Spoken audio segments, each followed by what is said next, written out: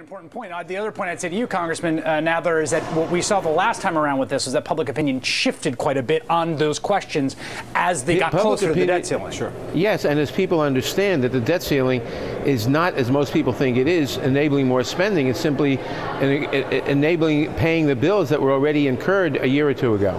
And my question to you, Congressman, is there's this argument about, this is a broad kind of macro argument, but in these moments I think quite relevant, about the modern incarnation of the Republican Party, particularly its incarnation in the House of Representatives, which is that there's something historically anomalous about it, which is that to say it kind of flouts institutional norms and precedents in a way that other recent parties haven't, that there's something different in kind about how this Republican House caucus behaves. Do you think that's true?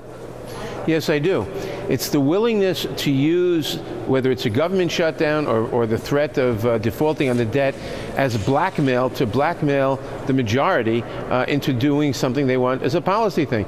You don't see the United States, the Democratic Senate saying, we won't vote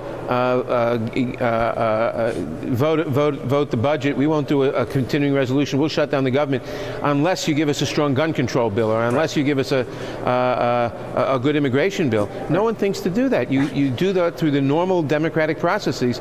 They are using the blackmail of a minority to try to blackmail the Senate and the President and, frankly, the American people to go along with them. Do you think there's something that hasn't been done here? since before the Civil War?